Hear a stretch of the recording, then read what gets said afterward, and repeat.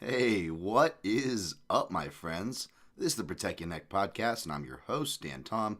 Analyst is work you can find over at MMA Junkie as well as ActionNetwork.com. But this here program, the Protect Your Neck podcast, we break down high-level MMA. That's what we're going to do here tonight. Whenever you're listening to this, hopefully it's for the fight. We are, of course, at our normal time at Thursday night. It was the night before the weigh-ins, and all through the house, not a creature was stirring except for the two big stinks next to me and the big stink you're watching, but I appreciate you nonetheless. Of course, it's going to be Las Vegas time Thursday evening for UFC Vegas 84, UFC Fight Night 234, UFC Fight Night Ankalaev Walker 2, UFC Fight Night Dagestani Stipe versus Johnny Walker 2. However you like to put it, we're going to get to it. There'll be a lot less formalities. Just a couple of quick shouts, no recaps. Nothing like that. Maybe just, saying what's up to some of you guys in the chat. We got my homies, Chronic Combat Conversations. What's up, TB? And the Good Guru, of course, a recent guest here. Hope to have him back on. It's Dan Tom time. Appreciate you guys. James Kendrick in the house. Always appreciate you, sir. Hi, Dan. Jimmy Kudo. I know Jimmy Kudo's too nice, but I feel like I still owe this guy a lot, even though he'll turn me down. The enforcer is here, Jimmy Kudo 598. Hi, I'm ready to moderate into the new year. I appreciate you, Jimmy. I appreciate all y'all for being here. Appreciate you for putting up with me toward the end of the year. Still not feeling great. I have like this lingering, I'm sure we all have it. I just like to fool myself and think I still have a Wolverine healing factor, what felt like a sinus infection, that I'd feel better, then I would get back in the gym because I would be responsible and stay away from, when I'm sick, COVID didn't change that. It's just common sense and, common courtesy. But pushing too hard and would get sick again. And then it went from just sinus infection, stuffed up head cold to I don't know if it was strep throat because it was sore throat and just kind of weak and feeling sick. And that's been for about a week now. And your boy is not Bangkok ready. We're getting Bangtao ready, baby. February, mid-February. So I'm already on the clock as far as my training goals that I already have for myself. So we're pushing through, folks. You guys don't care about that. We're here to break down fights. But yeah, hopefully you guys are doing well and keeping your momentum. For me, I didn't have as much to brag about at the end of the year, but I did quietly do a lot of work, and I'm like, you know what? Let's go ahead and let's keep that work going. Whatever you guys got going, hopefully you're keeping that kind of flow going, and we can push into this next year, man. Pepe Silva, he's back. So are you. Appreciate you being back, Pepe Silva. What's up? Rhea Southern Truesdale, looking good now. How about that? Like I just crawled out of bed. I haven't worked out in a week here, but I appreciate you. We got the manifest shirt on. We're gonna manifest some good things in the year. So thank you for being here, Mr. Truesdale. Jimmy Kudo, PYN family for life. Hey yo, Big Kev. Sorry, I did my little Scott Hall impersonation. I wonder what we'll do for the first gift series back. I like to do those. Whether you gamble or not, and whether my stuff sucks or not, or is doing well or not, you got to admit, as far as gambling, MMA timeline, gift reaction games, hopefully I've established somewhat of a presence on this shitty space, formerly known as Twitter, which is only getting shittier. Your boy just got DCMA'd. So I pulled up from a Southpaw report that I was doing for Jim Miller, because I was surprisingly I've never really done an official one of these. And I was going way back into his record, and I was like, oh, I forgot that guy was even a southpaw, right? We're talking about some real names we'll talk about when we get to the Jim Miller section. But yeah, I pulled up on that, and luckily, we got a shotgun scatter at the board. I've got takes all across the board for you guys. Maybe not quite finished on the main card, tape due diligence. You guys know me, my OCD, like to run things through the comb. I will be full transparency as usual for you guys, but. As far as stuff I like for plays or where I'm going, I got a lot to give you guys, and I feel pretty good about that. Not being able to give you guys the new camera like I promised, because despite having the time again, I'll save you guys excuses and the stories, but being sick and just having a lot of stuff, I have to get to the personals, but I have to change nothing dramatic, or whatever. But I been meaning to for a minute. Changed banks out, so I was changing all my cards, changing all this stuff out, and all this stuff, end of the year stuff, prospects list. Thank you guys for checking that out, by the way. I should shout out my own work, by the way. But that took up a lot of time. And yeah, just being sick really just killed days out of the whole last month. So, yeah, apologies. We don't get too many breaks here in the industry. And I'm sure I'm not alone as far as like planning stuff to do. So when you get like sick, dude. And again, it's a one-man. I'm not, trying to play a violin or whatever. Doing, grateful for life, all that stuff. But yeah, I'm a one-man ship over here. So when I go down, everything goes down. You know what I'm saying? Except for the dogs. They, as long as I'm like somewhat alive, these savages are getting fed, right? Or even if I'm dead, they'll probably just eat me. Wow, that was dark, Dan. They are big dogs, though. Listen, but yeah, so forgive me. Hopefully, maybe we'll try for next week. We'll see. We'll be running right into a pay-per-view week, but yeah, we still got stuff coming your guys' way in all facets of the game. Thank you guys for piling in. Hit the like button. Appreciate that. Ronan Curtis, hoping for some Dan Tom hot takes. I don't know if I'm a hot take guy. I think I'm just that much of a contrarian hipster, an asshole. It just ends up being a hot take, but I appreciate you nonetheless. The Jim Miller of Botox fillers. Oh, Jim Miller-san! It's Jim Miller fight week. And we got Andrei Arlovski. I mean, you guys know I'm a big Jim Miller fan, but I'm also a big Andrei Arlovski fan. We're going to be getting into the breakdown at this point, so why don't we just get there? Let me get some shouts out of the way. And then I'll shout my prospect article at the end there. I just want to shout out Southpaw Podcast. My guy Sam Yang. If you are a listener of theirs already, I would just, I don't even like charge or like ask for money for my own show or whatever. But, and I don't know the details of what's going on there, but they're just a podcast that's much needed in the space, voices that are much needed in the space. And so if you are a listener and you support, or you're thinking about supporting and don't, give them a check out, and if you don't listen to them, we'll give them a check out. Maybe you'll find that they are worth supporting. I certainly do feel they are, but I cannot speak for you. But I can shout them out because I've got much love for them. Just like, and again, speaking of my emotional ass, again, whether it's for myself or others, hopefully I didn't I think we had a good show. An award show. It was much better than I thought because I have no expectations, as you guys know, for those things. My guy Feño really just, again, coming in. Feño's like the MVP of this podcast this last year. Really coming in and just saving my butt in so many ways. Shout out to Feño. That's of course at FENOX Sky on the artist formerly known as Twitter. And then you can also support his group over there. He does excellent early prelim podcasts on the fight site thefight-site.com, which is also Worthy Your Sport. Also really good podcast feed. You don't just get my guy Feño. You'll also get what's it called, the Fight Site MMA podcast. Those guys do an excellent job. I don't know why I blank on their names every week. And they're really good and funny dudes. I genuinely enjoy them both.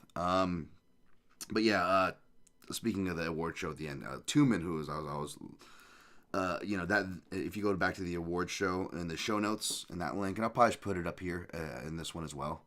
But we have his legal fund. He's in a detention center.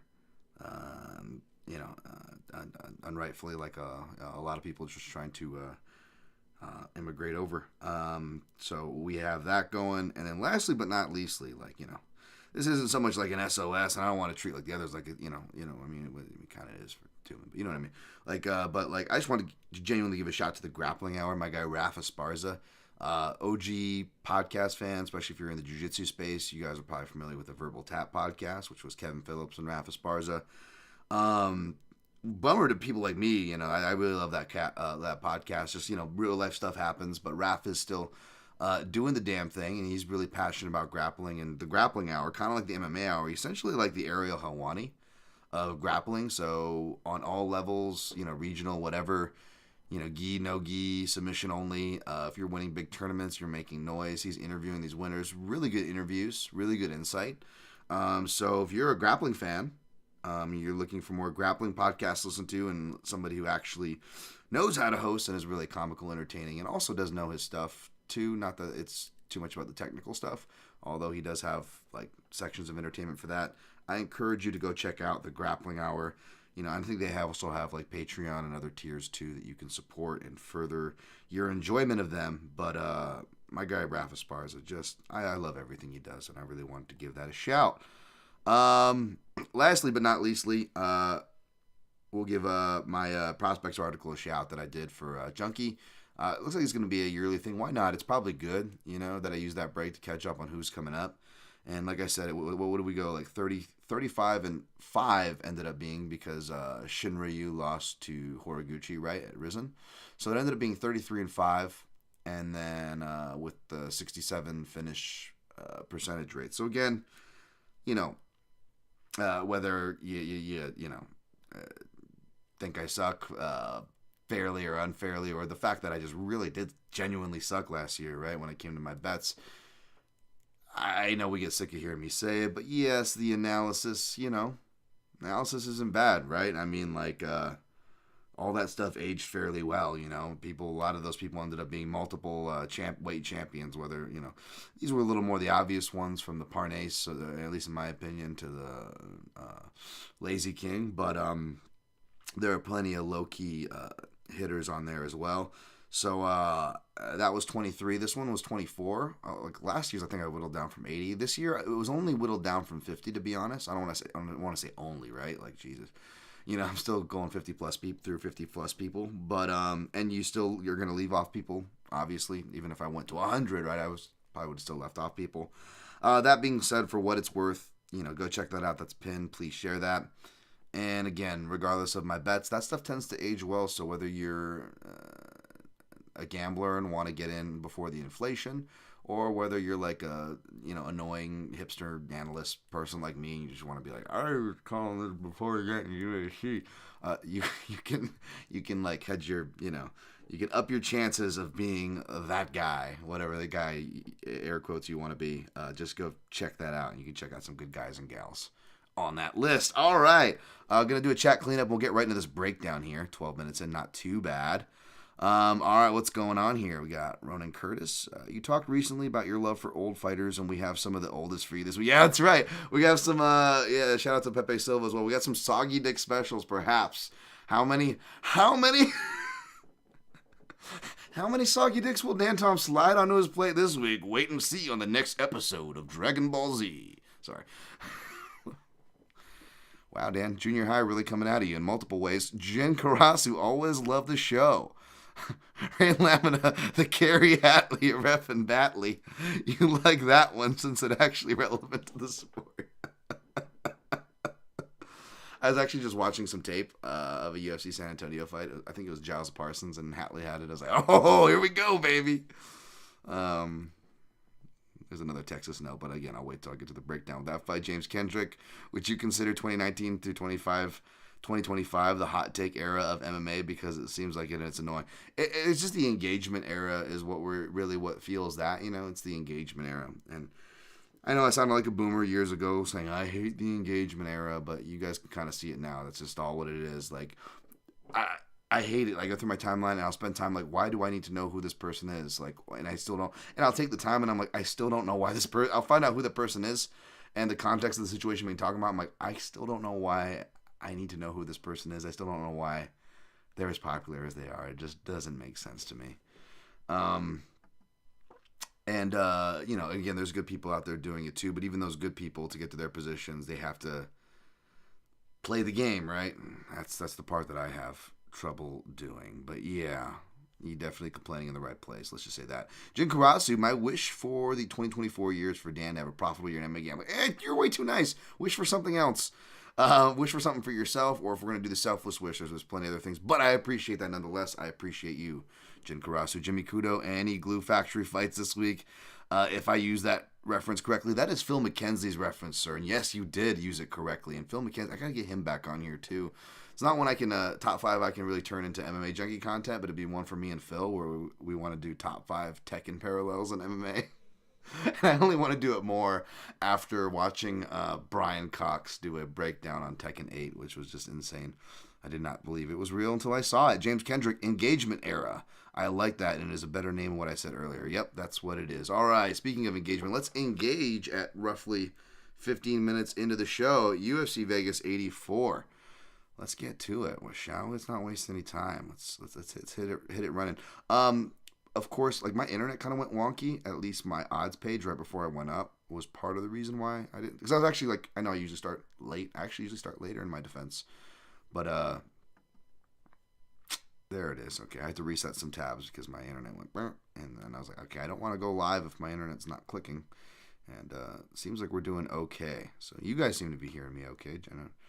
James Kendrick responded pretty promptly in there, so it sounds like we're all good. And we got the odds up. All right, we're going top to bottom as usual. We got, by the way, Dagestani Stipe. Shout out to Fenyo for the thumbnail, if you guys caught that. He actually just did Stipe Miocic with a beard and a headpiece. And pretty much nobody caught on to it, which kind of strengthens my Dagestani Stipe Magomed Miocic comparison, does it not? Does it not, folks? So that's right, folks. We're again, even if you want to, say, okay, now all your analysis sucks. Stop nitpicking and splitting hairs. Fine. If I do have one special power, though, folks, again, it's saying who is the doppelganger of who, whether it's fucking random shitty movies or other, Ankalaev is Stipe and Stipe is really Viggo Mortensen. All right, it's just what it is. All right, we got Dagestani Stipe minus 550. Johnny Walker, come back on him, roughly plus 410. Yeah, these are kind of ridiculous odds, especially, big guys swinging, which, page note, I guess, when we get to the prelim headliner, I guess there's a parallel there with the headliner and the prelim headliner. You get wide odds for some volatile, albeit in different ways, different degrees, granted, but yeah, we got some volatile, action here. Last time I picked Magomed Ankalaev by kind of like an uncharacteristic first-round finish. That's when he gets most of his finishes. That's when Johnny Walker gets finished most of the times. And, you're in there for that long with a guy like Walker, something arguably went wrong. And even if that's not the case, even if you're a guy who conservatively wrestles, which Ankalaev can do, doesn't mean that he does. He can do. So we've seen with Magomed Ankalaev's fights, they just get weird, right? They get weird. Whether they're getting weird at the very end, or getting weird at the middle, or in the beginning, like last time out. It is, the dude's just got a weird luck to him. Again, everyone's crapping on Stipe Miocic for not staying active. I'm like, he's staying active. It's just, I still don't know if his win percentage is any better than what they're throwing out right now. If you believe the Clark Kent action that's going on. But bad jokes aside, you could look at this one and just with the weirdness and the fact that rematches don't go the same. That is the one rule, right? In the volatile rule of MMA, much less projecting MMA, that we're trying to do here. And say, okay, maybe they go more conservative and, But, and I know interviews are just interviews, take them with a grain of salt, but Ankalaev, even he seems to know that, he had a funny answer, too. He had like this, he had almost this weird, like, like a little, like, before he would it, like, as he was getting, like, the question translated. I think it was, shout out to, Alex Behuinen, one of a handful of dudes who actually will do good questions over there. On those scrums, and he was like making the joke of like, "What's up with your luck, dude?" Whatever, and you hear him getting it translated, and Dagestani Stipe is just like, "Whoa!" before he answers. It was classic because he's such a stoic dude. But I think even he knows he's got to make a statement and get Johnny Walker out of there. Johnny Walker traditionally can be do or die. That's been mitigated a bit with the style that he's, the more structured, feint-heavy, back foot style that he's kind of acquired at SPG. In his defense, you're starting to see the process start to shine through a bit there. Walker can not just feint, but he's actually jabbing, low kicking, doing a change-up knee, doing some like quick change-up knees. it's when he's in open stance that he does grand ones, whether it's the one that pays off, like against Misha Serkinov, where he just times and hits just randomly, right? Or, one of the many ones like last time out in the open stance where he loses position, right? But everything from those knees to everything else looks so much tighter. It looks so much better. You see much more jabs, obviously, too, when he is close stance, orthodox, right? And then he'll float a southpaw himself because he's creative, but it's really just for some kicks. Johnny Walker, that is. As my southpaw report that I reshared from their last time out, which again doesn't change too much, especially when you go back and look at their fight. It was a lot of the same stuff that I said there. He will, to get that outside angle, he will really kind of launch all his attacks and combinations, if he does throw a combination, off of his rear leg, Johnny Walker will.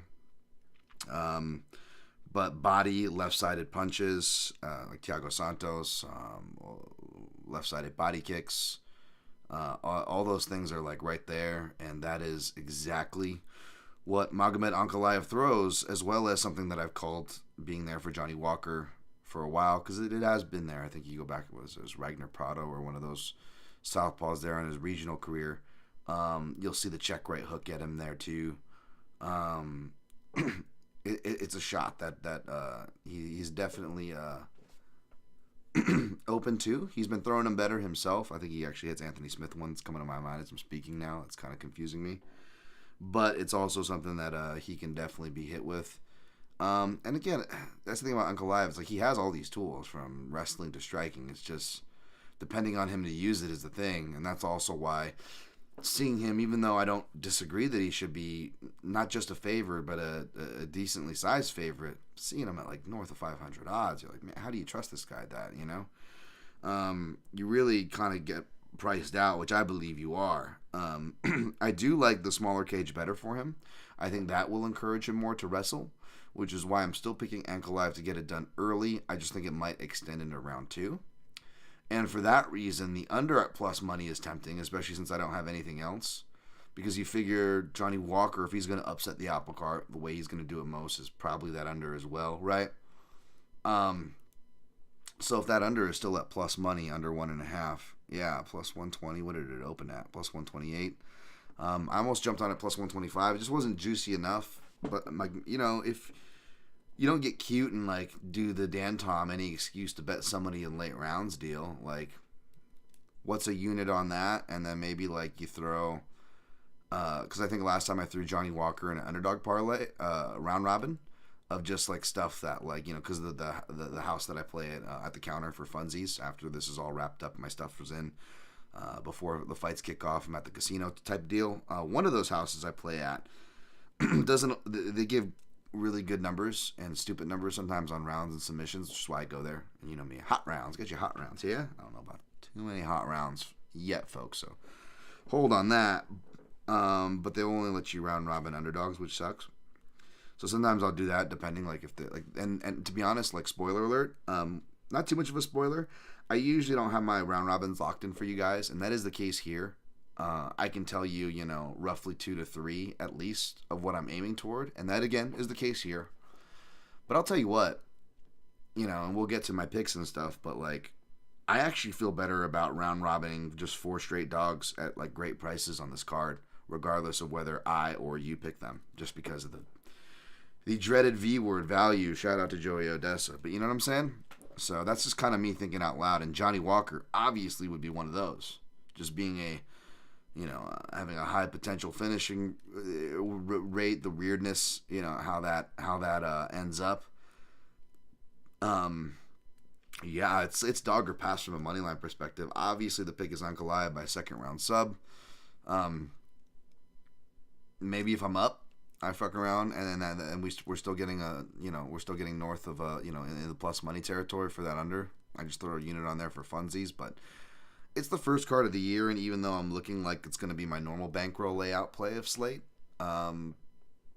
it's not because I'm trying. I'm not trying to force anything here. It's just kind of what I see and what I'm going to fire on.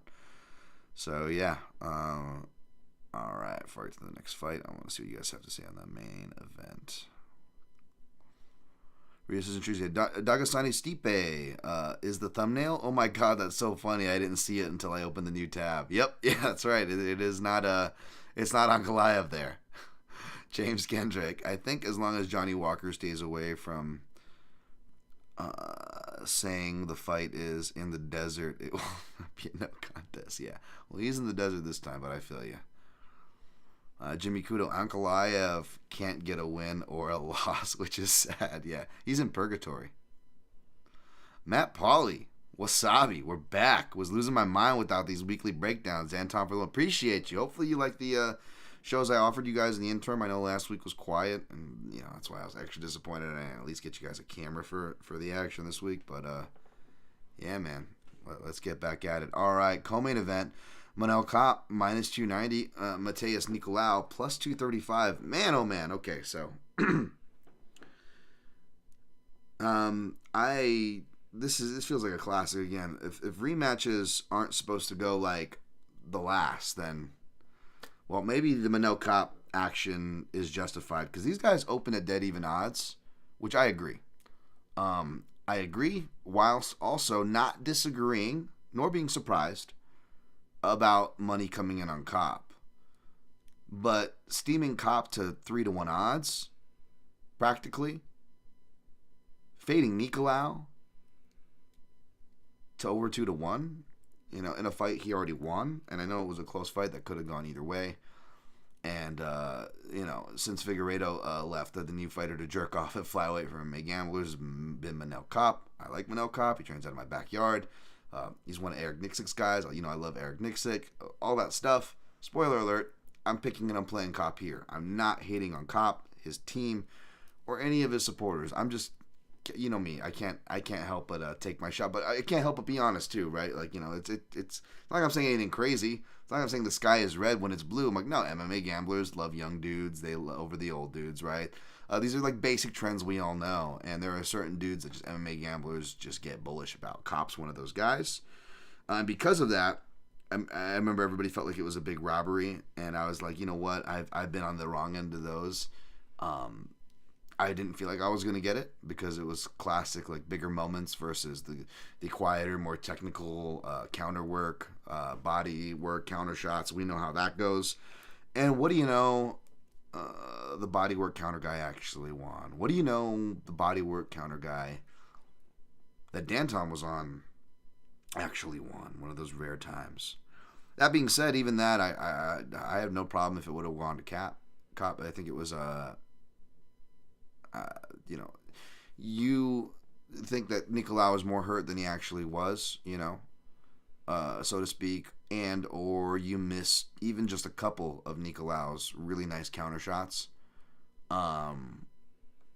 It's easy to make a decision toward Kape and not feel too bad about it, to be honest, right? It's just one of those fights, no matter how you cut it. So, between Nicolau finally, even though he was able to reel off 3 in a row, they both had 4 fights. Nicolau went 3-1. Kape went 4-0. Even though Nicolau was able to reel off 3 in a row, he gets just caught right in the beginning. Just dipping propensities. It's something that he always does. He dips, he throws, he dips, and he comes up with his left hook. It's one of his best shots. He actually has good takedowns, and he works these chains. I really love the style, but it's why that wasn't the first knee he's been caught with, right? Motta-Nolan caught him with some knees in their fight toward the end of round 3 that arguably swayed the round for some people, right? I still ended up giving it to Nicolau, who responds, and then Kape, I think, hits him back with a right hook, and he still gets the last shot of the round. But that's the thing. Whenever there's a big moment, and everybody goes ooh and ah, but we're really not sure, especially if you're really looking and not getting swayed by those things, how much it really connected. Again, look at the fighter's response. Not just did they back up, because Nicolau always backs up, right? But do they fire back? And if they fire back, did they land? And did they fire back? Did they land? Regardless of either of which, how sharp did they look whilst doing so? And Nicolau checked off all 3 of those boxes for me. So you still score, obviously you still score, clearly, the shots that Kape landed. But as far as he was rocked, Rogan scoring it, ish. I'd say, watch how the exchange goes right after. That'll tell you a lot how a fighter's doing. If they're really rocked, they're probably not going to look sharp with their technique, much less win an exchange, much less win the next 2 exchanges or something, right? So something always to keep in mind. At least that's how I kind of go about scoring in my head when it comes to that. So you get this time around, and especially Kape, he's only I don't want to say only finished 2 of his last 4, but if you watch it, Felipe Dos Santos, that kid was just so fun, and he almost, if he wasn't as tough as he was, especially coming in on shorter notice like he did, most people are getting finished there. The Dvorak fight, from submission to knockout, he almost finishes him multiple times. It was disgusting.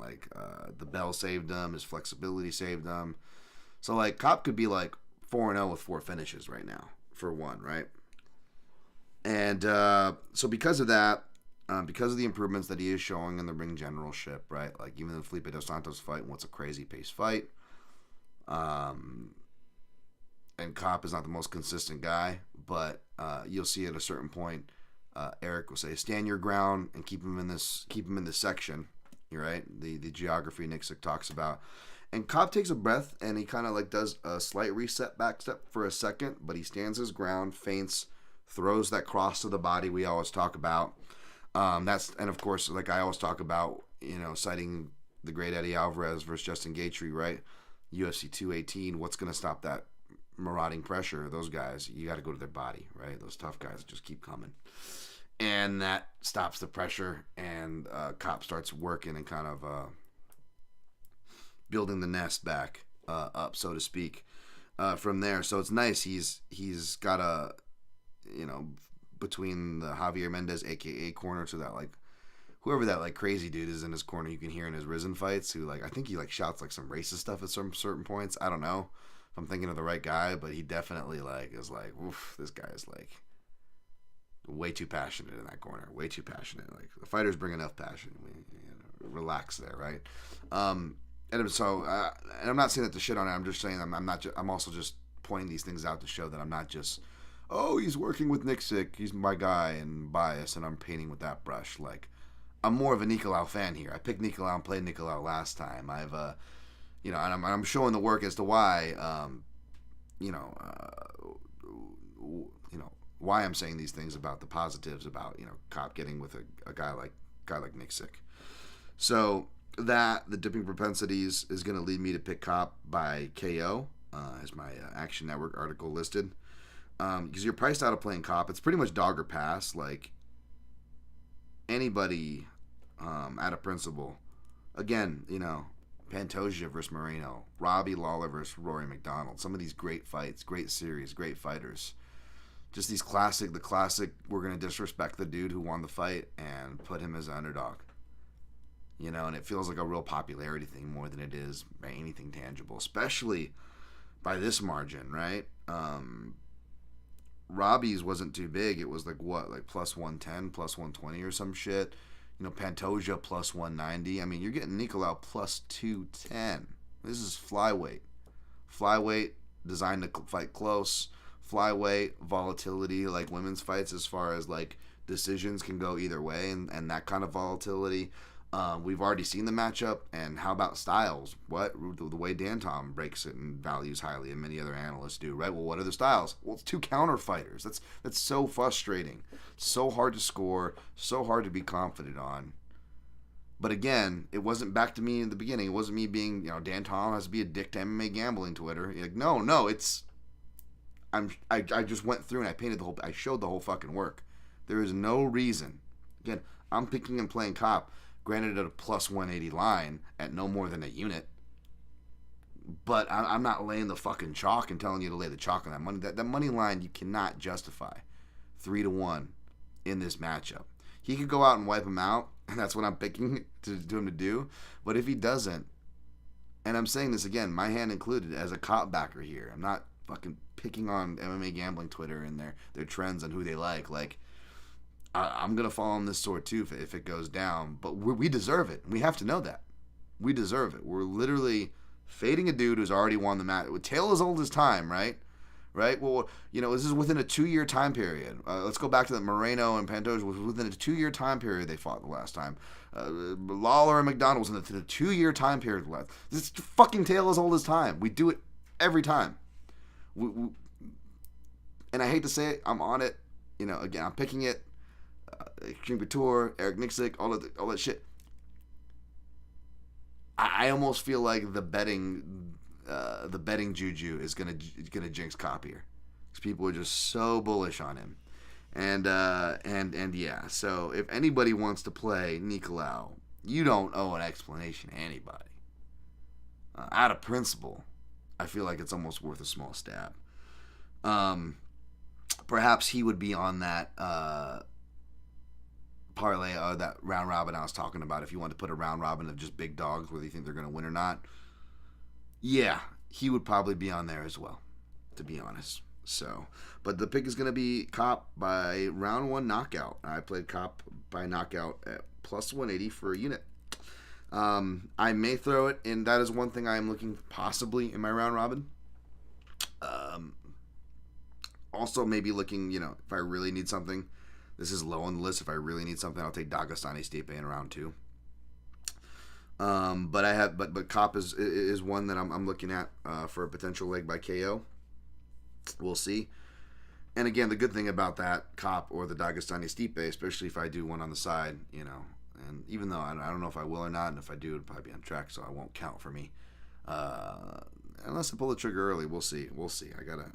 There's still some on these I want to look a little more into before I do it, to be honest. But that's nice that you have the, it's like, okay, well, if they lose, that means the other person probably won, and you got their money lines up plus number on another round robin.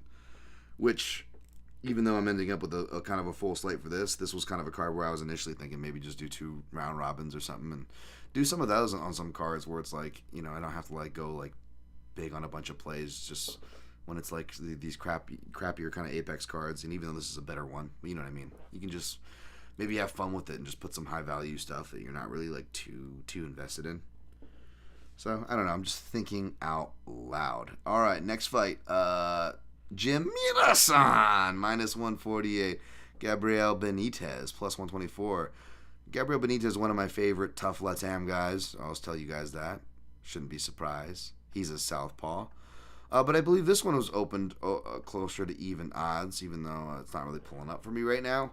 It makes me nervous, too, because, usually people are fading the older guy, even though they're both kind of older. And Gabriel Benitez doesn't have a great record. It's coming off of not just a layoff, injury layoff, where he couldn't train, a serious injury. Maybe it's the love for Jim Miller, and he's been on a run, and it's that Jim Miller UFC 300 push. You almost start to get worried, because we know how the MMA gods do. I don't want to put that into the universe, but it's already put in the universe. I mean, they're going to get into a fight, even though apparently Sean Shelby was like, oh, yeah, this will give you enough time to get right back into it. Jesus, I mean, I guess, maybe, if he doesn't get, completely deaded or something. In which case, I'd be like, yeah, even though you're getting plus money on Benitez, if you wanted it, I would just say, maybe Benitez round 1 would be a I know kick for coverage plus 1, but, you get over double the money there, and it sounds silly. I don't want to put that into the universe, although if he was going to lose, I actually would like Jim to lose this way, because then he would be able to, excuse me, be okay still to fight. But Benitez does have a mean guillotine. I know it sounds really crazy that I'm even putting this out in the universe. Me, a big Jim Miller fan, but let's be honest. Whether it's the John Fitch, Josh Berkman, which may not be the best example, but if you've got a good guillotine, MMA is so volatile. With club and subs, what was it? Ben Rothwell, Josh Barnett, right? The higher accoladed person, right? Weird stuff can happen, and Miller, of course, as good as he is, he's been, granted it was Nate Diaz and stuff who was guillotining him, or Pat Healy after a beatdown, right, with an RNC choke, but I'm sure it better be a stupid number. I don't know why, otherwise I really look stupid even putting that in the universe. You better put Gabriel Benitez plus 2,000 for submission, right? tell me that that's what they put. Oh, plus 1,200? Yeah. I don't even know if that's that's worth it. Obviously, I'm not going to be fucking with any of that, and I'm not telling you to play with that. I'm just trying to play devil's advocate here out loud. It's Jim Miller season all day. I'm a little bummed that I missed the near even money. He's still in playable range, which I'll probably take him at the sports book. Even if he gets up to like minus 160, I'll throw. I'll probably throw like 1.5, 1.6 to 2 units on him on the book untracked. I'm telling you guys that ahead of time too. But I couldn't pass up the inside the distance line at plus 145. I put 1.5 units on that. So I'm already exposed at 1.5 for Jim. And that's what I played first, and I jumped on that. And my other two houses don't offer inside the distance line, so I'm like, and I'll round robin in those two houses depending on what's giving me what. Those are my two round robin houses anyways. So maybe I throw Jim Miller round 1 or Jim Miller sub or something in there to have some action on Jim. But we've seen he can be knocked out. Gabriel Benitez can be knocked out. I feel better about Jim not getting the left kick knockout because he's going to be in the southpaw stance. It's going to close it. When I was doing the southpaw report on Jim Miller, which, by the way, he's 5-7 against UFC southpaws, and that's not including Anthony Pettis, because Anthony Pettis is a switch stance fighter who does a deceptive amount of work from orthodox, more than people realize. So 5-7 without Anthony Pettis, but win or lose, whether we're talking about Dustin Poirier higher level later in his career, or like early on in his career against like David Barron in his UFC debut, who was a southpaw I forgot about, as well as Steve Lopez. I forgot that guy was a southpaw. And I used to train with that guy. That guy actually. I used to drill with him in Brian R.I.P. Brian Keck, a wrestling coach. He was over at Alliance, but before that, he was at Extreme Couture. And I remember grappling with Steve Lopez then, and he was. I still think about one of the things he gave me actually when I'm snapping people down on a shoulder position on a shoulder pressure and position in conjunction with a chin strap. On a snap down, just little details you don't think about. And I just remember, like, was a much younger buck in my prime, but I just remember just going, oh my god, like, I'm training with the UFC, I better be fucking top notch. I better, just, even as a drilling partner, just making sure, just like, you're not fucking slacking and whatnot, and holding the other guy back. And no, he was super cool and was actually helping me and stuff. I remember I was like, oh wow, that was really cool. But you go back to those fights where Jim Miller was fighting those dudes, and he's going at leg kicks right there too. Even back then, like Jim Miller's always had underrated striking. Remember, I mean, I even rewatched, even though he wasn't a southpaw, like the Dwayne Ludwig fight where he submits Dwayne Ludwig, but he actually drops him with a stepping in right hook before that. So Jim Miller's always been much more competent than I know he's on this later knockout run, but he's always been a willing and competent and capable striker, more than given credit for it, at least. I didn't get to dissect Gabriel Benitez as much as I wanted to, admittedly, because, again, I pulled up from that one with the DCMA and the Southpaw report. And Gabriel Benitez's Southpaw report's kind of weird, too, because he's technically 2-0, but they're against, and I don't want to be, like, a dick or whatever, but, like, not the greatest guys I rate very low. Like, Humberto Bendenay was one of the only lower guys I rated, I think, at a certain point at 145 than Claudio Puelles, right? I know Puelles has improved since I said that, and briefly made me look dumb, only to turn out to be exactly who I was talking about. Yeah, and then you got Charlie Ontiveros, who is just like, I want to respect a dude going out there looking like a Yu-Gi-Oh character with a Taekwondo black belt. Now, I got love for that, don't get me wrong. But, I mean, you want to talk about the, term glass cannon respectfully, right? Like, oof. And, of course, both those guys, just crumble early in emphatic fashion. So we don't really get to see the dual stance leg kicks. I think they only get to throw one leg kick apiece. And they both are credited with lands. And to be honest, again, I say this all the time, like, everybody's landing at a 90 to pretty much 100% clip, even, like, other people, like Billy Quarantillo, who aren't southpaw, right? Like, I think he was 7 for 7, and, like, everybody's landing everything they throw. But, like I always say, fight metric can just, A, be outright wrong, and B, particularly with leg kicks, they don't really count checks. And, you know, Benitez doesn't have, just because you're a good kicker doesn't mean you have the best kicking defense. You're not, in fact, you could be kind of taken by surprise by that almost, it seems like. Remember Gaethje Barbosa, where he's just like, Barbosa's like, oh shit, someone's actually taking it to me right back in the leg kick department. It's almost that weird moment, right? Maybe it's like that Spider-Man moment where they're pointing to each other and it takes a minute for defense to click in.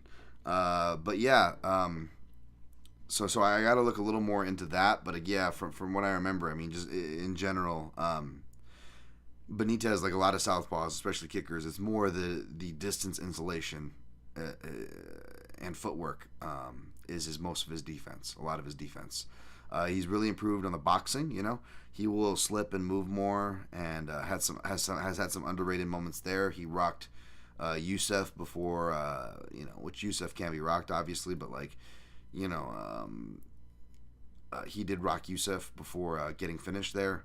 So I don't want to completely discredit, but a lot of the insulation of the defense has been through Benitez through his kicks, and that distance will be, again, he's not going to have the open stance distancing. He's going to have a close stance guy who is aggressive with strikes, takedowns, pressure. It's the small cage, which is only going to encourage that.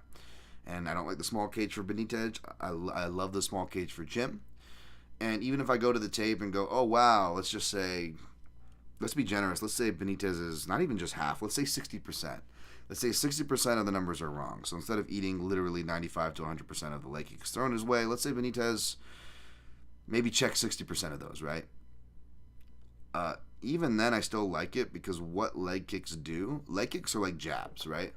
In the sense that if you want someone to jab you, you jab them. If you want someone to leg kick you, you leg kick them. And Jim is a guy who has the hardwired, especially if you go for his lead leg, whether you're southpaw or orthodox, he will reach down, grab, and parlay those easy takedowns, the catch kick takedowns, I call them. So even if Benitez is still the better kicker in that close stance and can defend Jim Miller's leg kicks, which he's outkicked people, even like, the Dustin Poirier, which I know Dustin Poirier's not known for his kicks, but really,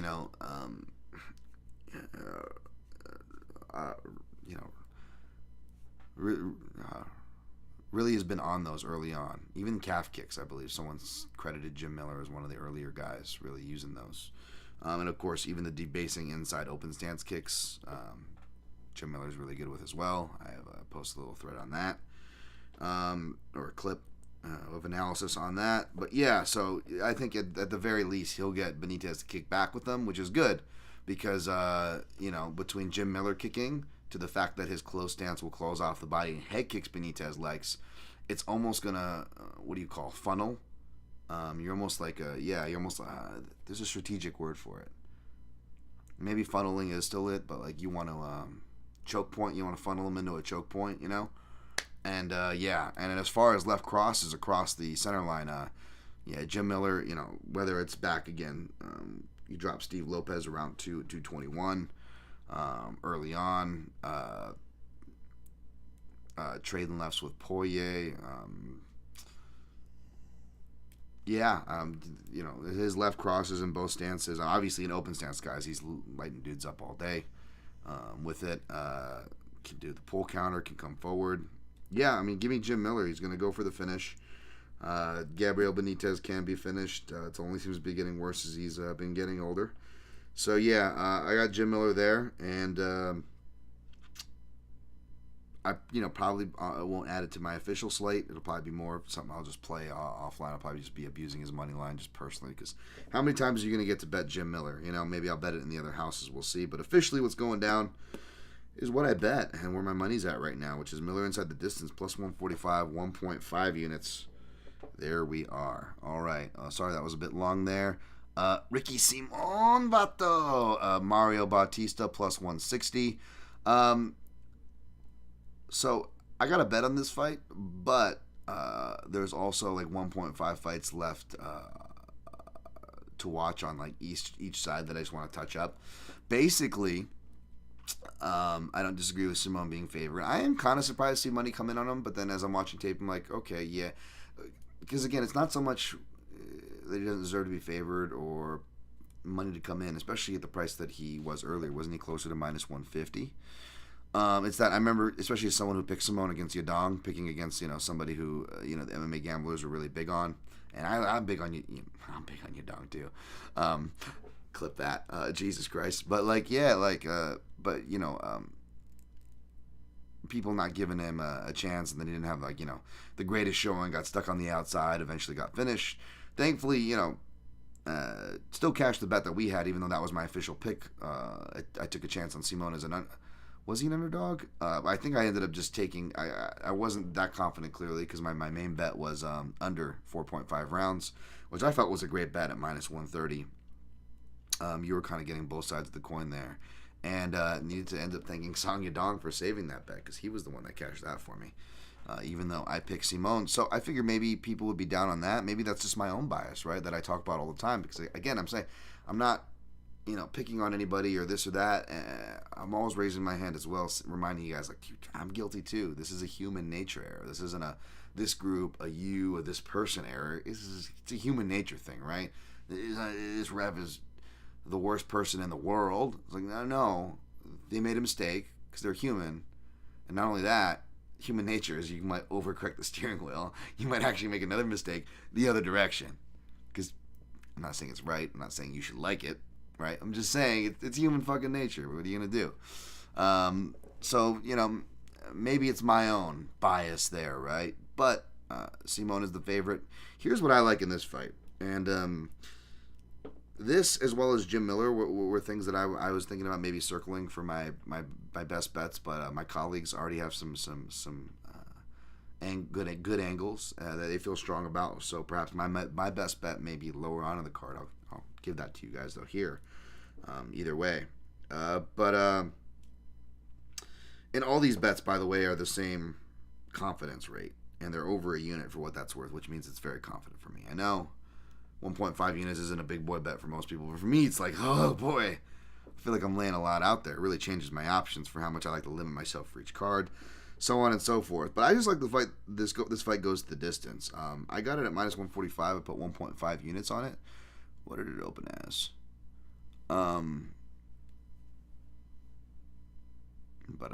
Fight goes to decision.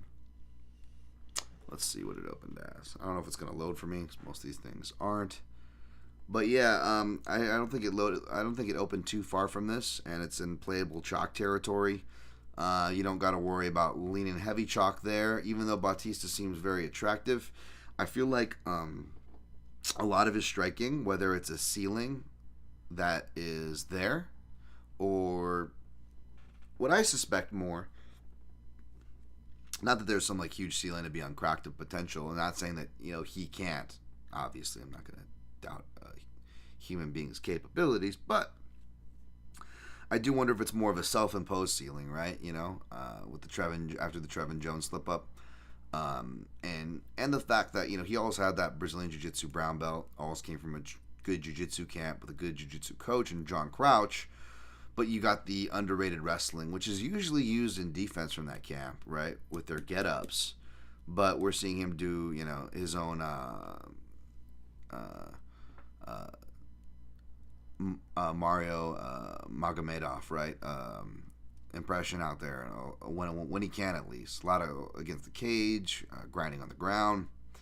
Simone's a very hard guy to do that with his scrambling, his takedown defense. He's actually a higher Brazilian Jiu-Jitsu black belt rank, and is trained at trains and has trained at good schools, whether MMA grapplers like Timo Yama when he trained with them, or Fabio Scherner, American Top Team Portland. A lot of wrestlers and Brazilian Jiu-Jitsu black belts is primarily the group from what I gather. So unless he gets a club and sub kind of a deal, like you saw in the regionals, what was that, Titan FC against Anderson dos Santos kind of a deal, I believe, if memory serves. Unless it's a club and sub scenario, then I don't know if Simone's getting subbed. And again, his chin, he can get popped off too, right? He's got a button, definitely. I mean, everybody does, but yeah, we've seen it in fights just like Bautista, right? So they both could finish each other. Although I would say, again, because of Bautista's styling and trending, that drops dramatically less for Simone. And Simone has more of the chance. And we've seen him, against Hani Yahya, have more of a disciplined style as well, where he can, shuck takedowns if Bautista comes in with that mindset, right? Simon can, he's been watching tape and stuff, listening to interviews. He's a big tape guy. If he's having success in the striking and can shut wrestling down, then he's going to press that advantage for the rest of the fight, right? But at the same time, both these guys will grapple a bit as well, too, and I don't know if Bautista's as game over as like a Yaya where it's as clear. So who knows, Simon might reverse him and maybe grapple with him a bit. But again, Bautista comes from a good camp that has good get-ups. Basically, you can keep talking yourself in circles here, right? And the way if this guy does this, he goes in, this guy has this, well, this guy the way it kind of balances out with these two guys' skill sets, even in the small cage, it's going to encourage the more action. I also like that it's also going to encourage the more grappling. And in a lot of those shakeups, depending on who's taking initiative, who's trying to be defensive, so on and so forth, how much the other person wants to humor it or not at all, in all scenarios, I feel like, not all, because obviously, this fight could be finished in multiple ways. It's an MMA fight. But I do feel like most roads, at least in my head, are leading toward decision, man. And if you don't got to sweat aside, you get plus money even if you want to pick Ricky Simon by decision. Simon-Bautista. You could do that maybe, but it's not sexy enough for me to want to put my round robin. I'm already got enough exposure on this card. I figure why not sweat this aside? Let's play, fight goes to decision. So that's what I did there. And I'm leaning toward Simon. But as far as a few more technical stuff to scratch my curiosities, I still want to kind of watch a little bit more on that fight, but that is where I'm pretty confident it's going to be going. This one I didn't really look into too much. Bruno Ferreira, minus 125. Phil-Hawgs, plus 105. Wow, Hawes opened up at minus 2. You could play Hawes out of principle right now because he's a dog and he opened up as a 2-1 favorite, right? But this fight's going to be crazy. I'm going to stay away, man. I'll probably pick Ferreira, even though it's a small cage. Less room for him to bounce around in. More room to run into Hawes, even though Hawes comes from the wrestling base. Has shown some good stuff in the clinch, believe it or not, despite getting finished often in and out of breaks as well. It's that in and out of the breaks part, the collisions. I just feel like there's just, I used the word glass cannon earlier. Jeez, is that the word of the day, right? Don't be surprised if I pick Ferreira, but it doesn't really matter who you pick on that card. It's going to be a finish, and the odds makers know it, and they priced you out. You're pretty much priced out of this one unless you want to take the value principal shot, however you want to put it, on Phil Hawes. All right, I'm going to catch up on the chat before I knock out the rest of the prelims. Let's see here. Where Kape won the first one. Yeah, it's you can totally make that argument that he won. One judge scored it his way. But again, it's just a fight that could go either way. And the only reason, I'm not trying to shit on people who are ardent about that, but like I said in my article, it is really dangerous to be really confident about a flyweight fight. Much less a flyweight fight between two dudes who are top level. Much less a flyweight fight between two dudes who are top level who have counter-striking styles, because that makes for a volatile fight. Much less two dudes who are top level who are counter-strikers, who we already saw fight in a volatile fight. Let's just call it for what it is. And, hey, I'm on the Kape side too, so, hey, hopefully we cash. Ronan Curtis. How much do you think the small cage changes the dynamic of a fight generally? Very interesting for fighters who like using space. Yeah, for a Thompson, not just a striker, but a striker who likes to play on the outside, use footwork, not great, right? For a pressure grappler, who maybe I have a play in on the prelims, the superior submission grapplers, the superior wrestlers, I always say it favors them most, as far as that goes. Does that mean I always pick them? Does it mean they're always going to win? Of course not, folks. But those are nice little markers to answer your question, Ronan Curtis. Rain Lamina, how good is Bautista's clinch? He's able to get separation on the underhook side to get elbows. Yeah, that's something I want to look more into as far as his clinch goes. But the thing is, I just don't know if he's going to get enough time to work the clinch, because Ricky Simon's separations in the open, against the fence, in the clinch, are generally really good. The dude is just a powerhouse to really control. James Kendrick, will it be difficult for Simone to level change because of the rear knees that Bautista shows? That is one of the things for sure, especially with the size difference. That's going to be something, because Bautista is a really big bantamweight. Now Simone's really experienced, so I imagine he's seen it. But like I was saying, you don't really see Bautista as liberal with the strikes, his knees and stuff. Like when he was first coming on the scene against like Sandhagen and stuff, like he was like throwing all that stuff like crazy. But you really don't see it too much. Jack Shore, that's where we fought a tall guy in Jack Shore and like club and subbed him. That's one of the ones I want to go back and watch. To be honest, but other than that, yeah, he's fought. That's why I wanted to watch it, because yeah, other than that, he's fought pretty much a bunch of shorter people, other than Montel Jackson, who he beat. So again, size not an issue, but it's that shot selection. So your head's in the right place. Your head's in the right place, James. Your head's in the right place there. All right, I'm going to push on to the prelims, headlined by Andrei Arlovski, plus 500. Waldo Cortez-Acosta, minus 700. I get why Cortez-Acosta is favored, but this much is just stupid. I rarely do this, but why the fuck not? Who cares? If I bet it, I'm not going to be telling people to bet it, so it's not going to be posted. But if I'm at the counter and they got Arlovski for plus 500 or higher, you bet I'm putting a ducat on that, man. A nice healthy unit ducat. And I'll probably just pick him for shits and giggles because it's freaking heavyweight. I know Arlovski could definitely get iced, but if Waldo Cortez-Acosta's robotic, predictable, come forward attacks don't show a significant edge over Arlovski in that first round, then I'll trust Arlovski to just kind of dance around and make this fucking ugly. I definitely would throw Arlovski in that stupid round robin where you just put a bunch of big value dogs that you don't think, maybe you don't think will hit, but they could. He's definitely someone I would throw in there, but at the same time, even though I'm a big Arlovski fan, like I was kind of hinting, like people don't realize I was a Arlovski fan before I was a Miller fan. I was an Arlovski fan, I don't know before I was a Penn fan, but right around the same time, because I was a tough noob, right? And during the tough noob thing, like BJ was out of the UFC, my bass player saying like, dude, you like, he got me into like the Pride and stuff, which BJ wasn't, he never fought for that organization because he was a big so he got me into like Crow Cop, because I was a tough noob. I liked Florian, so that was a weird thing, right? People don't expect like, well, you technically liked Florian before Penn. Believe it or not, I was a Kenny Florian fan before BJ Penn. And as well as Andrei Arlovski, because around this time, you also have, like, what was it like? Was it Raquel Leah? Inside Access or whatever? It was before prime time. It was before the Countdown, right? They would just have, like, Inside Access shows.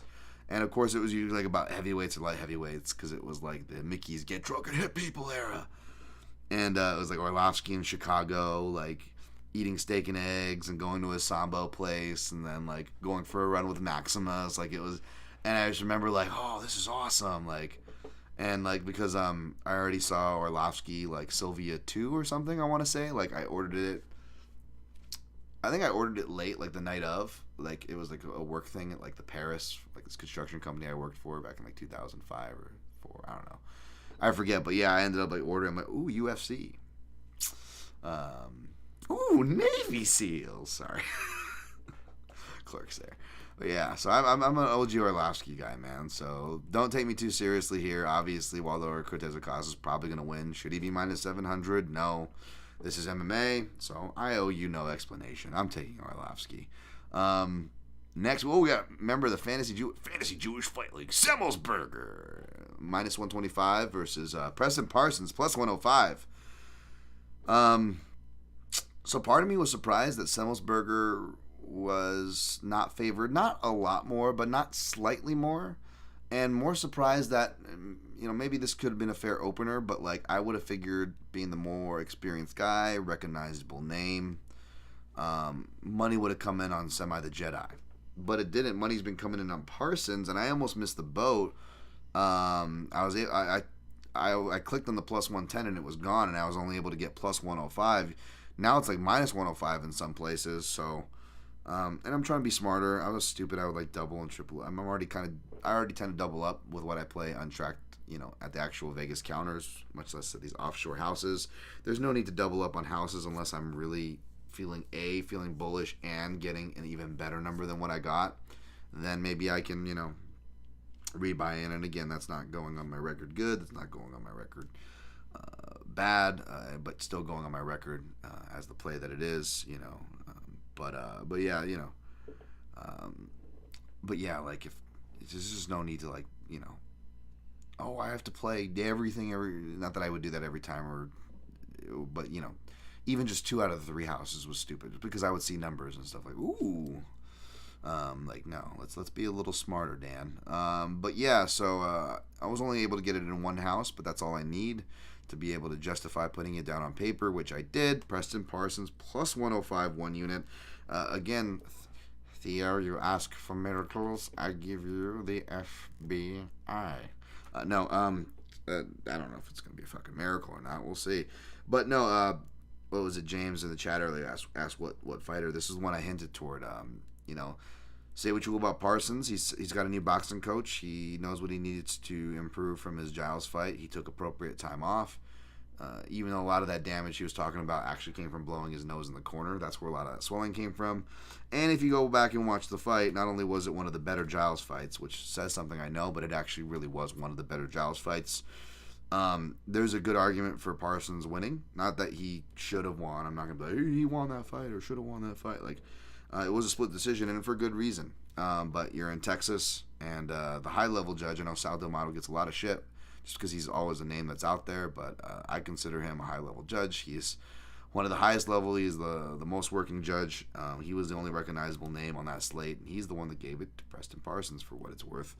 The Texas local judges went the other way, including Jacob Montalvo, who when they're reading the scores, I saw this one other time, and it was the same thing too, where it was like it was a local judge too, and there'll be that thing where like a fighter knows they won, and usually it's one where it's like really bad, where it's like it should have been a split, it should be a unanimous decision, and they go. And whether they catch up, they'll be like, the first judge has it for them, this person. And immediately, whether it's for them or the other person, they know it's a setup for a split. So you'll see the fighter start shaking their head, right? Like, what's this, right? And then, so when it gets to the time to the clutching third scorecard, that fighter who was shaking their head because they know they won, they're going like this. And then they start nodding their head like, yeah, I won, right? That I get. Oh, Benji, you having a nightmare, buddy? It's okay. That I get, when they're nodding their head, right? But that's not what Trevin Giles was doing. It was a legit close fight where neither of them knew they won. If anybody was doing that head nod mood, it was Preston Parsons because they just called his name as the second card, and he's like, yeah, I got a chance at this, yes, right? And so now and then Giles, right? So he's feeling good after the going into the river, right? Going into 5th Street. The final card, right? Whereas Giles is actually feeling nervous. But then they say Jacob Montalvo, who again is a local guy, Brazilian Jiu-Jitsu black belt, I believe has a school. I like Montalvo. I'm not going to try to cast aspersions. Texas already gets it enough. Hatley already brought enough heat on them, all right? I don't need to be coming down on the dude who looks like an extra from American Me out there, all right? But I'm just saying, Jay Giles, Texas, was also the recipient of another Brazilian Jiu-Jitsu black belt official who he was at a school, was connected to, as well as an official, Joe Solis, right? And this already happened at this point in time, so this really looks bad. So even if it's nothing, and Giles just didn't mean to do it, it really looks bad in hindsight, because you look at it, and they go, and the third judge, Jacob Montalvo, and Giles goes, yeah, I fucking got it. Like, he knew he got it. And I've seen that before, and it was a similar thing where it was a questionable card. Could have gone either way, don't get me wrong, but it could have gone either way. And the clutching judging scorecard was a local judge with local ties to the martial arts scene. Possibly the fighter. You never know. Just saying, just throwing that out there. The point is, I like what I'm hearing from Parsons. I trained with Parsons back in the day before his fight with Mike Perry on the regionals. he was out training with my coach, Neil Melanson, who was out at Alliance MMA, where Neil and the previously mentioned wrestling coach of mine, Brian Keck, moved out to. Roughly 10 years ago now. This was like summer 2014, 2015 or some shit. And, so I've had my eye on Preston since then. Just a beast, you know. Again, his style definitely invites damage. He is going to need to make some improvements there because he can't hit some right hands. You know, he's been stopped by D-Rod. Even D-Rod's a southpaw, granted. But you know what? He was more durable than what I realized even too. And I knew he was durable. I mean, he took a lot of shots. Even that Mike Perry, he takes like knees to the head and just a bunch of shit before he actually goes down. He's a durable kid. He's a tank. I saw him taking shots again. You know, I've shared this story before. Watching him in the pro practices at Alliance, going with a prime Jeremy Stevens. Like Jeremy Stevens just fucking took this kid to task. It was one of those sparring sessions that looked like a real fight, most that I can remember. And that was Jeremy Stevens at Alliance with Preston Parsons, and he was just taking it from Jeremy Stevens and coming forward. And yeah, it's not a good thing to do, you know. Again, he's improved since then, and hopefully he's improved even more since his last fight. But you know, underdogs, people who will fight for your money. When I talk to that's a dude that'll fight for your money. How durable is he? Is he durable as a Pantoja? You know, maybe not, right? Obviously, he's been stopped. Pantoja hasn't yet, right? But like, you look at even and that's the thing, you know, Jay Giles, you know, he gets crapped on for his record or whatever. But you forget that how big he is. I know he was a smaller light heavyweight, but that's where he started, right? And the dude's an athlete. He is an athlete. You know, he doesn't really do that justice the way he fights. You know, he's got some guillotine and finishes, got some jabs and some more finesse shots on the feet, right? When he sets it up, but he hits hard.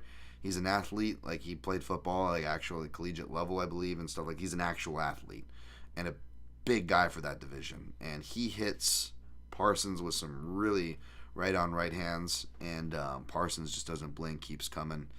And even when he's tired and takes the most damage, he comes out in round 3 after the doctor takes a look at his eyes.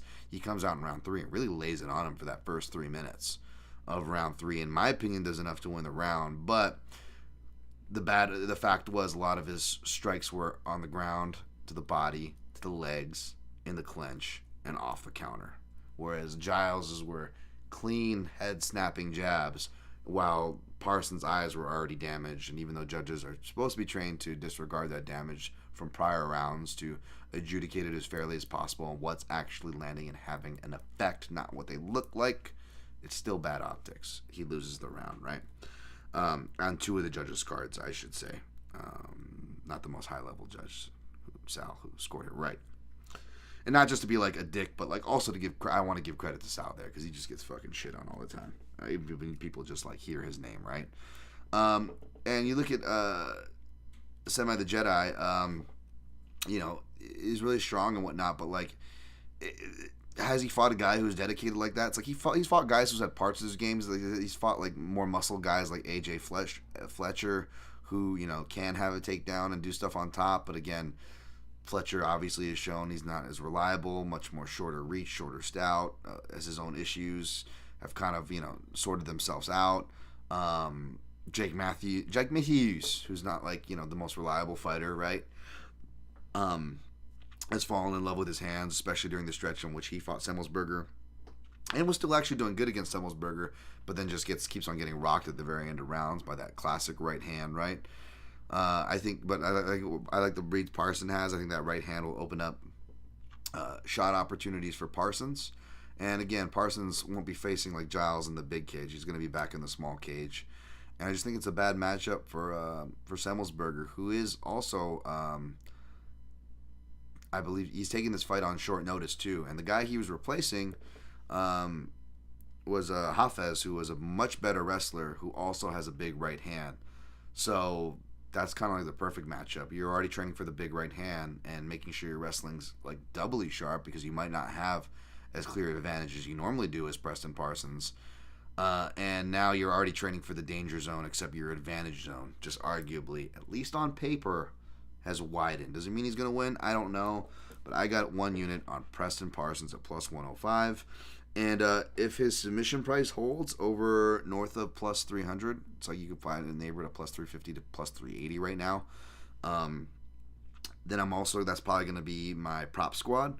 I don't want to like double. I mean, I've got some 1.5 unit plays, so if I have to do like one in a Scottie Pippen, I'm still under 1.5 and still not the craziest exposure for Parsons. I do genuinely think that's his most likely way to win, hence why it's going to be I'm playing him, and hence why it's going to be my prop squad pick.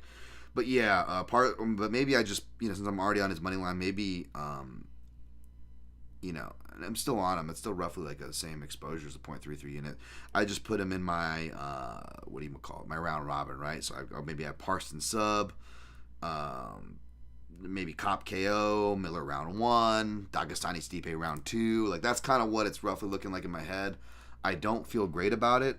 I honestly feel better about, putting, like Walker, Nicolau, Arlovski, and we'll get to it, but spoiler alert, Motta. Like all on like a round robin, and just hope like 2 of those dudes pull it out, and pays pretty decently. And it pays it off, but pays pretty decently. So we'll see. Who knows? We'll see where I end up. But yeah, I'm gonna blow through the rest of these. I didn't do any tape study on Marcus-McGhee minus 225 versus Gaston Bolanos. We'll see where I end up. Do I end up on the guy who looks like Drexel from True Romance, or Gaston Bolanos, the Peruvian Muay Thai South American slash with some world champion accolades? I always feel weird with kickboxing and Muay Thai accolades. They're all kind of weird, right? But this one opened near even odds with McGhee a slight favorite, and people really like the Maniac. So interesting. This one I was looking at for the by decision stuff before ending up on the Bautista Simon-Vato one. It was originally Basharat minus 278, Taylor-Lapilus plus 225, but they're already on that, and it's like minus 150 chalk price just to play like a Basharat by decision prop, because that's what I was going to be looking to play. Hopefully for plus money, maybe a higher for prop, but no, they already knew where that was going for sure. But yeah, I'm a small cage. Drillers make killers. I just think that, I think Fareed's going to be able to wrestle as well as score more and put more out there to score for the judges. Gian Silva, I don't know who this person is and why they're minus 950 against Weston Wilson plus 625. I mean, I get why Weston Wilson would be on opposite odds like this, but I got to refresh myself on Gian Silva. Not that it's really going to matter, not that it seems to matter, not that you can really play it, because it seems like you're priced out for the gamblers who are watching. Of course, Tom Nolan, minus 345, Nicholas Motta plus 275. Of course, Motta's an extreme couture guy. I don't know him personally or whatever, but, you can say whatever bias is there. But I always feel like there's value on him. He's just a cool action fighter who has, his own issues, especially at range, that he has to shore up. But, yeah, he's just a do-or-die dude. It's not a guy I'm going to tell you to go bet on or whatever. But, if I'm looking for a bunch of dogs who are going to go out there and at least fight for it in the chaos of the small cage, I know this guy, like I told you, the Monday after his loss, or the Sunday after his loss, even when the gym was closed on New Year's Day or the day of New Year's Eve or Christmas or whatever what it was, I saw him in there. Motta just hitting the treadmill, just getting back to work, trying to just do what he can. So this dude's motivated. But Tom Nolan, you got the 6-0, 4 finishes, coming off the Contender Series round 1. It looks good, kind of a deal. Yeah, I mean, I get it. He's coming over from Australia. We'll see. But yeah, I'll probably pick Motta knowing that, like the Arlovski thing, you know what I'm saying? Like, Nolan is the deserved favorite, but I don't know. I'm kind of leaning toward Motta. We'll see. Lastly, but not leastly, Joshua Van minus 258, Felipe Bunes plus 210. So Van is actually taking this fight on semi-short notice. Let's see here. However, unlike the other changeup, this was a completely different fight. He's stepping in for Bondar, so Bunes was getting ready for Bondar. Bunes was supposed to debut earlier, but I believe he got sick or something. Let's see here. Boom. All right. It looks like roughly 3 weeks he had for this one. But he is coming right off of a fight. He's young, staying active. That is Joshua Van. Sorry, I don't know why I didn't look up this part of it. Yeah, November 11th. I was digging into Felipe Bunes tape before this though. So I like Felipe Bunes. Maybe it's that weird hat that he wears in his Tapology profile. But he reminds me of Alberto Mina. You know, this guy's not just a Brazilian Jiu-Jitsu black belt. He's a second-degree Brazilian Jiu-Jitsu black belt for whatever that's worth. But really falling in love with the strikes, taking that, Pedro Minas, Charles Oliveira approach. Jesus. Sorry, that was the dogs, folks. They're just savages over here. Even Alberto Mina, who I actually referenced, who was brushing up his striking, right? Like quietly, and would just be like a wild man, throw some flying knees. Alberto Mina would do the same. This guy likes to throw the flying knees. He'll throw spinning stuff. Some of it's good when he's actually, like, guys are actually corralling. He'll throw it at the right times, like when I like to throw mine. But a lot of times I notice he'll just throw it nakedly and alone, which is kind of dangerous. Now, he's not facing a hard takedown threat like Joshua Van's on, like a hard takedown threat. But again, still eat a hard punch or a hard, leaping in hook for spinning at a bad time like that. And he is 5'7". He's going to have a deceptive amount of reach. He's got the he's right at the 6-inch mark, right? So you got Joshua Van at 65 inches of reach, whereas Bunes is 71 inches of reach. And he again, even though it might not be the most crisp or the most planned things at range, he will spam a bunch of stuff out at range. That being said, his kick defense isn't great if Joshua Van wants to further develop that. Joshua Van does have some decent kicks, even though he obviously, really synonymous with his hands and that body work and his left hooks. But the thing is, Bunes, even though he's a range guy, one of his favorite shots is his left hook, and he even he even called his shot of his last knockout over Yuma Horiuchi, who he was technically the first person to stop that guy, but the guy is 9-5 and was known for having a style of taking a lot of shots early, so that kind of wasn't necessarily a surprise. He was more of a slow plotting guy, and even that guy actually was able to hurt Bunes with a right hand that, like, Joshua Van would have found 5 times over at that point of the fight. So that's something to note, right? I mean, even this guy Bunes, he's been fighting for like 12 or 13 years as a pro. He is 34 years old as a flyweight, as a debuting flyweight. So he's not the youngest guy either. And I'm not an ageist, but I do got to point that out. And something else, he said, he likes his left hook. He called his shot, and he did end up, despite getting rocked by Horiuchi, what's his name? Horiuchi, yeah. Despite getting rocked by Horiuchi, was able to hit him with that. But that was the thing, always be careful hooking with the hooker, or guys when that's their shot and they go in confident. Because, shout out to my guy Feño, who pointed out Borjas, left hooks to the body even was like his shot, right, going into that Van fight. And Van was the one getting the better of the, they were going back and forth with the body work, but Van was, arguably getting better at the exchanges, the hooks. So that whole hooking with a hooker thing can be really dangerous, Dan Hardy was arguably more known for his left hook than Carlos Condit was. Maybe even still, right? He had that Rory Markham knockout on his record when they met back in England post Dan Hardy's title bid against GSP, right? And Carlos Condit comes out and they have that hooking exchange. So yeah, it's only going to encourage, and then the length and stuff and the action, that's only going to encourage Van to get on the inside more. Van has been subbed out before earlier in his career. He doesn't have doesn't look like he trains really in the gi or has ranks to his name, but then has, submissions in his back pocket. And just the way he moves and stuff as a flyweight, I mean, these guys are good at everything. So it's not like this guy's not schooled on the ground and whatnot. I think it's going to have to be more, from what I've seen of the Felipe Bunes' wrestling, is not good enough to where if Bunes, I'm not saying he can't sub Van, obviously, it's a fight, anything can happen. But I think it's going to have to be more off of a club and sub type of deal, but between Van's durability, gas tank, counter wrestling and scramming abilities that I've seen, I do think it's good enough, and I think we're just going to get a firefight. I think the odds makers are right. It's weird, to see the,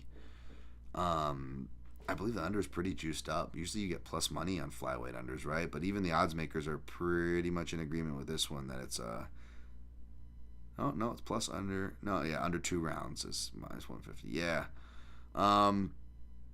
Yeah, I mean, it's more than likely going to end inside the distance. We'll see, but that's my thing. I actually played Van inside the distance. Plus, I got a crappier number on it. You can get a better number than this. But again, I only have one house that offers inside the distance line. Otherwise, I have to choose Parker. First choose Parker of 2024. It was a terrible one. But yeah, I took Van inside the distance. I think my teammates are circling in on angles for the Bautista Simon-Vato and Jim Miller-san. So because of that, don't be surprised to see Van as my best bet, but don't fret for what it's worth. Can't guarantee you guys winners or anything, but as far as my confidence level, putting my money where my mouth is, yes, not only do I actually put my money where my mouth is, unlike I guess some, and I'm not trying to throw shade specifically, it's just a well-known thing. Not everybody does that. I actually do for what it's worth. Yeah, I put the 1.5 unit, which is a confident one for me, and matches the confidence, so I'm not just talking out of my ass, of the Miller inside the distance bet, and the Simon-Vato Bautista goes the distance bet. Van plus 125, 1.5 units. There. That wraps up. Wow. Lengthy breakdown, probably. 125, yeah. Lengthy breakdown. Wow. I'm going to get to you guys, and I'm going to recap, okay? Ba-da-ba-ba. Let's go to the chat. Where do we leave off? Answer you guys there. Again, I answer you guys regardless, but whether it's live, you can always hit the super chats, or if you do hit and we have this good year that I believe we're manifesting. Not going to use the D word, deserve it, do. Those things don't, those things don't exist in life. But if I had like a crazy year, would anybody complain? Would anybody blink an eye? Would anybody say that doesn't seem right? That doesn't seem fair. I don't think you can say that for what it's worth. So if we do start kicking butt, you can always go back and hit the donate there. But let's see what you guys have in the chat. I will talk to you guys either way. I am just grateful you guys are here. Let's see. General question, Rios is in Truesdale. How would you rate this card on a scale of 1 to 10 in terms of entertainment value? I mean, entertainment value we don't know until it happens. On paper value, it's hard. It's like alone, I would rate it probably a 5 or a 6, right? Within the context of Apex Fight Night cards on what we should be used to from the pandemic era, the Contender Series era, the new business model era, the content era, ESPN era. Within that context, maybe a point or two up. Maybe you go for a Fight Night Apex level card. Maybe you go 6 to 7 instead of 5 to 6. And you could probably go maybe half a point higher. Maybe I'm being too stingy. Maybe I'm being too generous. I don't know. You guys let me know what you think. Am I being too cruel there? Yeah, that's my answer for you, sir. Synchro Wing. Hey, Dan. I got to the show late, but happy to be here. Happy to have you here. Synchro says, is men's flyweight one of the most volatile divisions, but also exciting? Yeah, I would say so. It's not stacked because we're getting rematch city, but rematches are also volatile as well. So that kind of arguably adds to the volatility, right? Yeah. I would say anybody can beat anybody, That's the thing,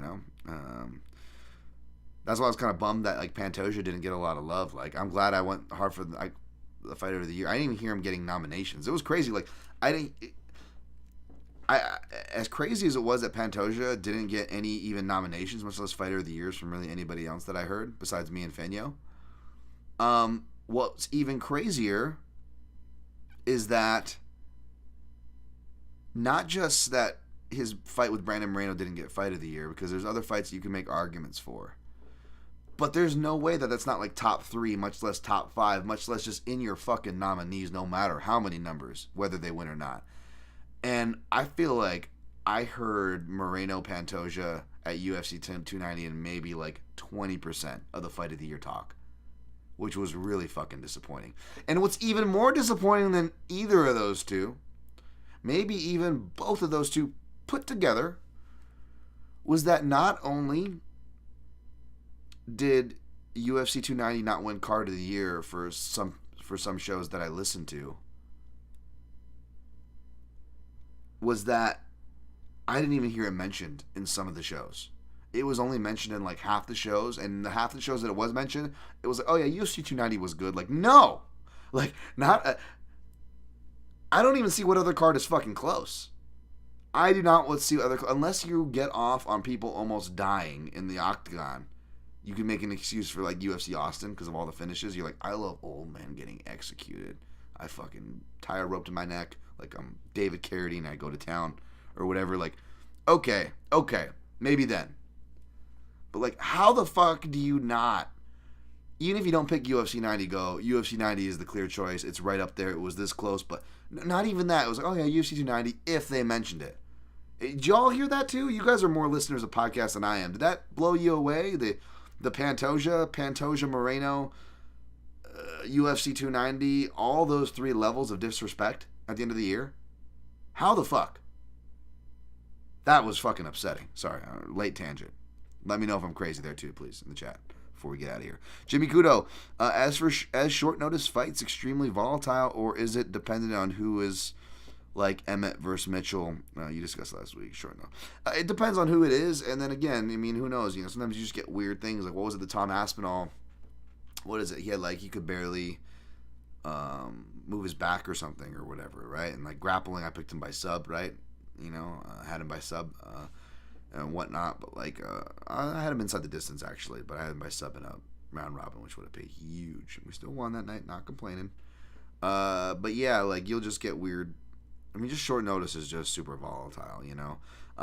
Matchups do play a factor, obviously, but even then, man, there's no sure shots. Not that you're saying there is one, but just trying to answer your question as best I can, Mr. Kudo. Rain Lamina, is Gaston Bolanos striking not that good? I saw his last fight and with Phillips, and he was overextending every time he threw his rear hand.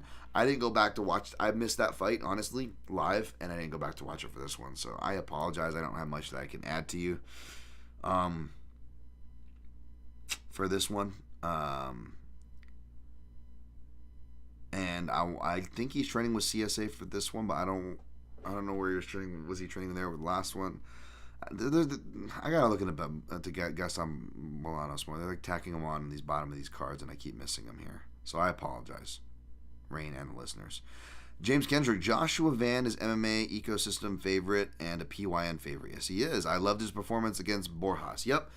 And again, say what you want my analysis or bets last year. Again, the prospects were good last year, and Josh Van was one of them. He was a part of that. And again, my prospects are winning a majority of the time on these lists, and when they do win, over half the time it's by finish. So playing a favorite from that list and Josh Van to win by finish, I mean, we could do worse. You know, we'll see. Hopefully we didn't jinx the man here.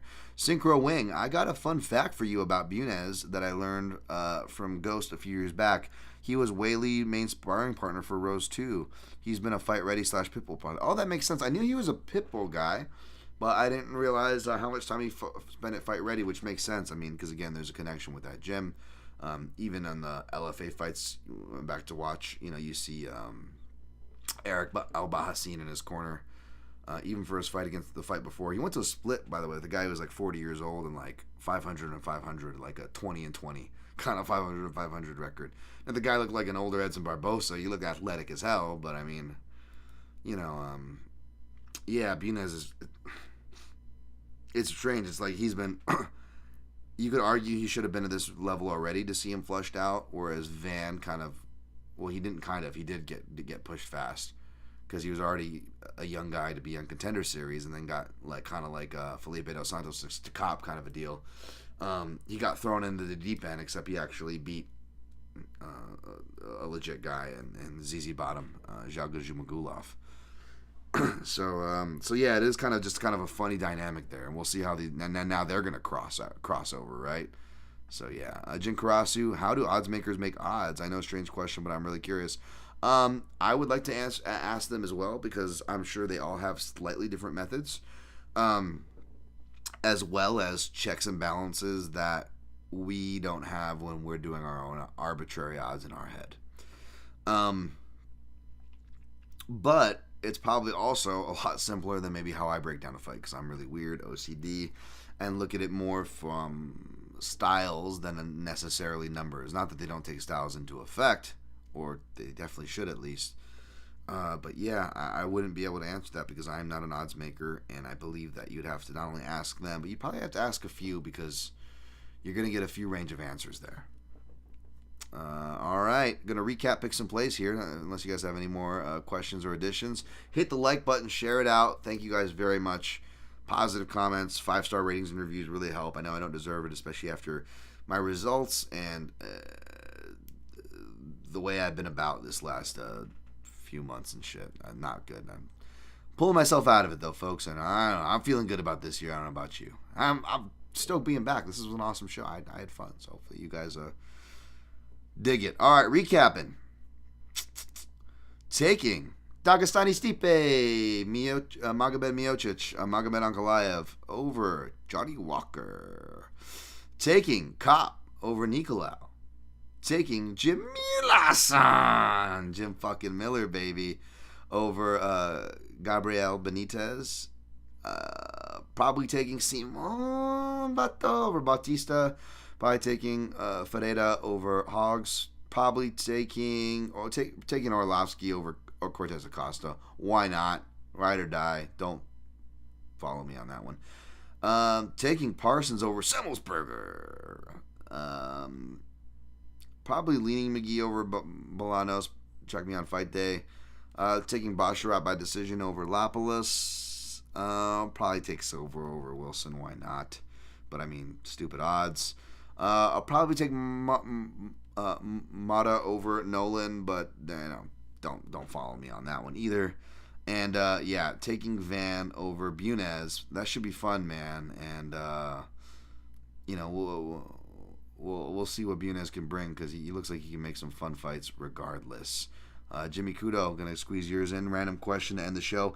How cool would it be to see Kyoji Horiguchi back in the UFC? Could you imagine a fight with him and Henry Cejudo? So much karate boxing. Ooh, I would love that, actually. That's a great matchup. Although I don't think we would see Cejudo at 125 again, so it would have to probably be at 135, which I know we just got the Gooch to go back down to 25s, right? So we'll see. But yeah, it'd be cool to see him either way. You guys know I'm a big Gooch fan. Horiguchi, baby. All right, as far as picks and plays go, so far my only straight play is Parsons, although, I'm probably going to be taking Miller and Arlovski at the sportsbook on track because, riding or die with my old guys there, man. My favorites. How can I not? But yeah, Parsons plus 105, 1 unit. Kape by KO plus 180, 1 unit. Simon-Bautista and Bautista doesn't go the distance, minus 145, 1.5 units. Miller-San inside the distance, plus 145, 1.5 units. Van inside the distance, plus 125, 1.5 units. So hopefully we get 2 of those dogs and maybe our chalk play to come through, and it's profit either way. If I add anything, of course, it'll be at Dan Tom MMA, on the artist formerly known as Twitter, Dan Tom MMA. You can find my profile where I will be plugging these in and tracking these as per usual on the Action app. And for my round robins, probably looking at Kape KO, Parsons sub, Miller round 1, maybe a Dagestani Stipe round 2. None of those are sexy, and I don't feel good. I actually would feel better about doing a round robin of 4 dogs that, even if you don't think are going to win, just for the value, you throw Walker at plus 410 on there. That's stupid. You throw Arlovski at plus 500 on there. That's stupid. Nicolau over 2-1 odds in a fight that he's already won. That's going to be close. If Kape doesn't get the knockout, it's going to be a close fight. You throw Nicolau on there, and you can throw anyone else on there you want, but I'll probably be throwing my guy Motta on there because he's going to go for it. It's going to be an action fight in the small cage. Even if he doesn't deserve to be favored, he is lively and will fight for that dollar. So I may just do that at the counter too to fuck around and find out. Either way, that equates to roughly the same average that I usually put out for cards. I wasn't trying to pick my spots. Hey, Brad Taschuk in the house. Arlovski making $250K to fight some guy on the prelims of a warehouse card should be every MMA fighter's dream. Absolutely, he is about as living the dream as much as he can be. I mean, there's the Francis Ngannou Arlovski spectrum, right? Those are the two economies. You want to be somewhere in between there, hopefully. Shout out to Brad Taschuk and the MMA Analysis. Can't wait to listen to that podcast as per usual. Love those guys. Sign up for Toutmaster if you haven't already. I think the due date is well, you better do it by now because the due date's tomorrow. I'm doing this live on Thursday, so hopefully you signed up. When you hear me reference Toutmaster, that's what I did. They are the reputable ones, so shout out to those guys. That was an extra long recap, but it deserves to be in the recap, so I will sneak it in the timestamp. I don't give a fuck. Much love to all you guys. Hopefully you guys are doing well, carrying positive energy into the new year. Good luck on your picks and plays. Free Palestine, and always protect your neck.